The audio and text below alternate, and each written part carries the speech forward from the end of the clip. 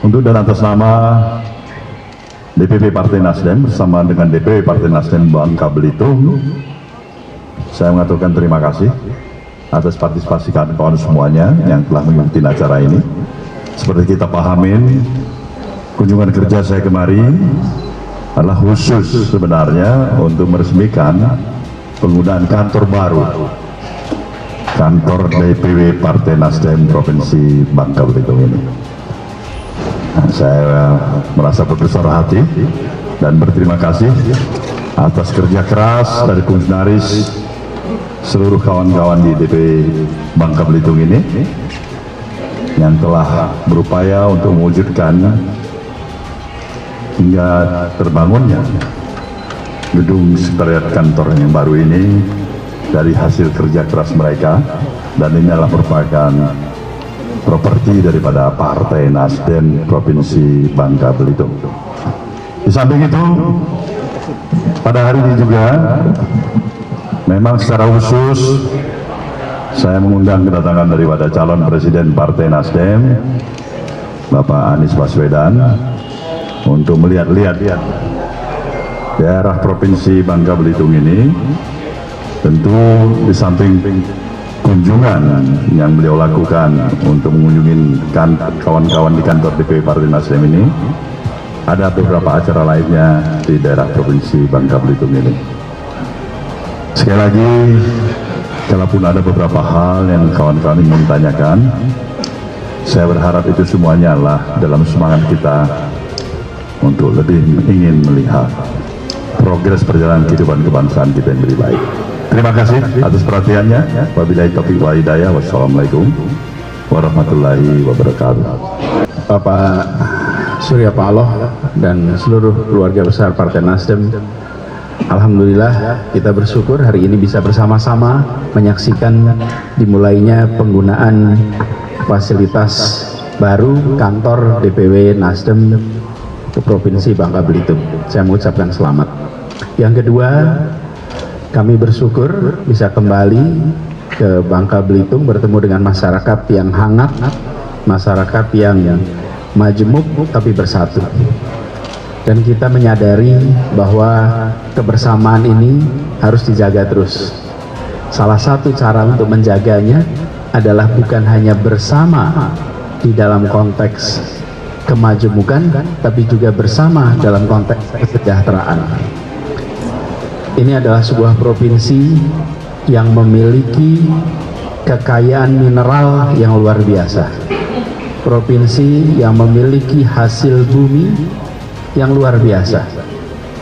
Di sisi lain, ini adalah provinsi yang masyarakatnya belum mendapatkan porsi yang seimbang atas kekayaan alam itu.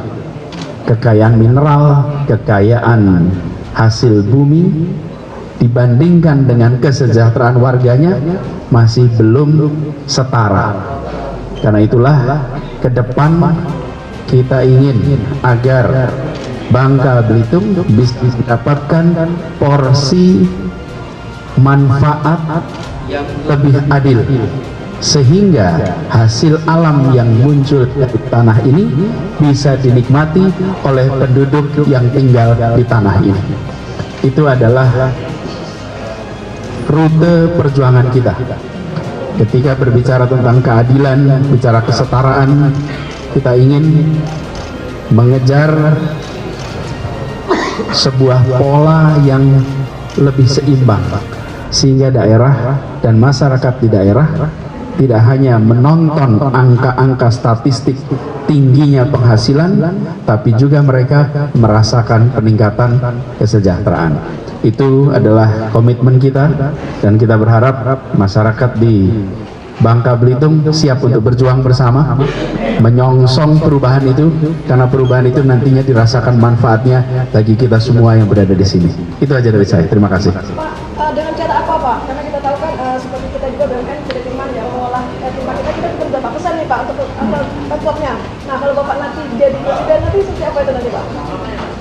Itu ada dari mulai aspek regulasi, hubungan pusat daerah, kemudian regulasi yang terkait dengan pemanfaatan hasil mineral, pemanfaatan hasil bumi, dan juga tentang program yang senyatanya dilaksanakan di sini baik oleh pemerintah pusat maupun oleh pemerintah daerah, sehingga hasil yang muncul bisa kembali dalam bentuk yang mensejahterakan. Itu pesannya, mulai dari fasilitas kesehatan, pendidikan, infrastruktur dasar seperti kebutuhan air, kebutuhan atas fasilitas transportasi, itu semua jadi satu kesatuan.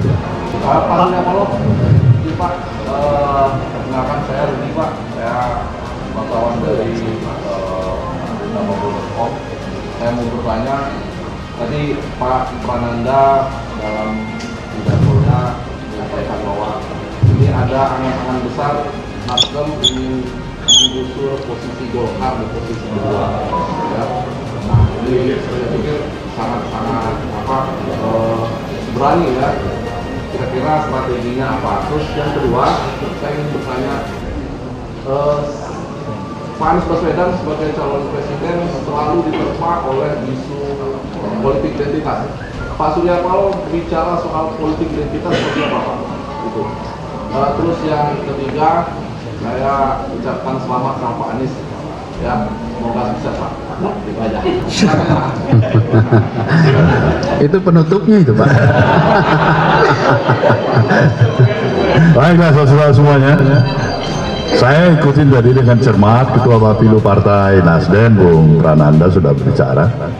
Tidak eksplisit seperti itu pasti tidak ada. Spirit dan obsesi bahasa bagaimana Nasdem ini naik kelas, itu pasti.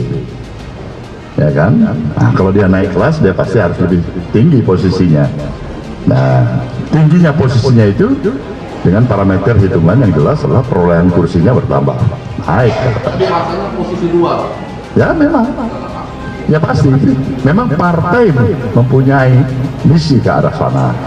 Jadi jelas, dan itu bukan hanya sekedar berani, itu juga dituntut dengan segala effort, kemampuan yang harus dipersiapkan sungguh-sungguh dengan output kinerja yang tidak hanya biasa-biasa saja.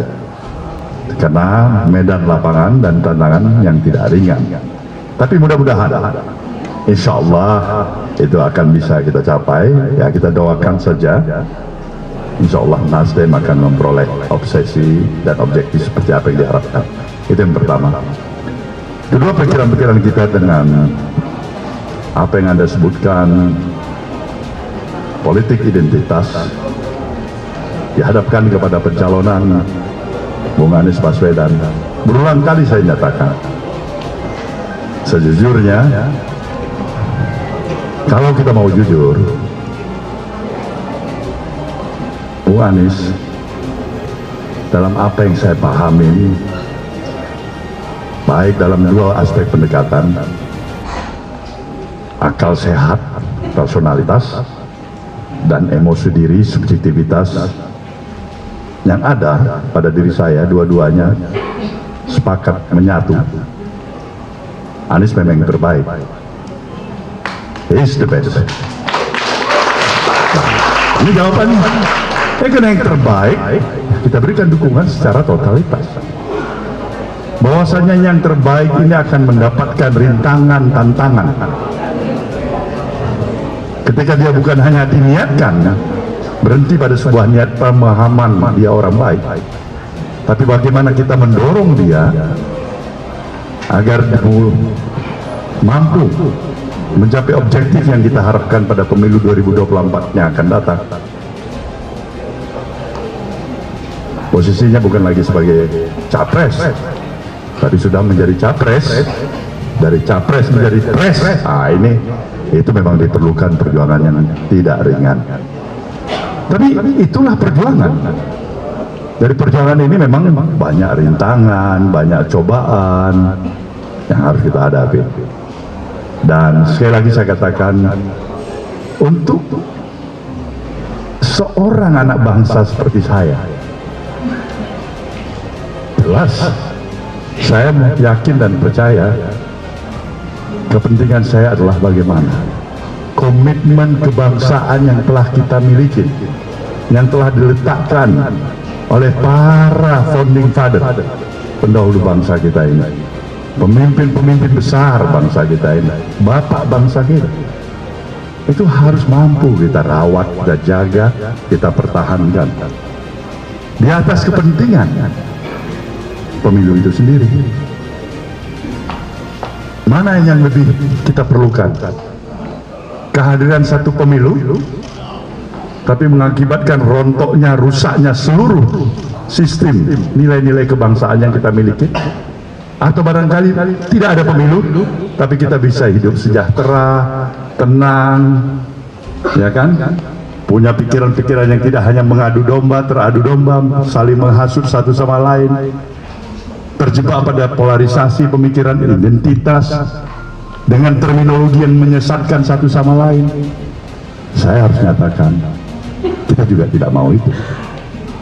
Kita mau pemilu jalan, tapi pikiran-pikiran yang saling menguatkan, saling membesarkan hati, menjauhkan juga daripada perasaan jealousy, cemburu, sirik, dengki, khianat, tekanan demi tekanan yang dilakukan, ya kan, oleh satu orang yang tidak suka pada orang lain. Itulah yang harus kita hadapin dan kita nyatakan stop. Ini saatnya bangsa ini harus bersatu dan lebih matang untuk menjalankan model dan sistem demokrasi yang kita miliki. Belajar dari pengalaman yang pernah kita lalui. Jangan beri kesempatan kelompok manapun, institusi manapun yang mau mengambil kesempatan dalam kesempitan, bahkan selalu berteriak maling, teriak maling, bagaikan musang yang berbulu ayam. Ini harus kita hati-hati. Ingat itu, kita berhadapan dengan situasi seperti ini. Maka saya tetap menganjurkan, bersatu kita teguh, bercerai kita rubuh, dan Nasdem siap bekerja sama, berkompetisi dalam semangat persaudaraan, persahabatan yang harmoni. Terima kasih.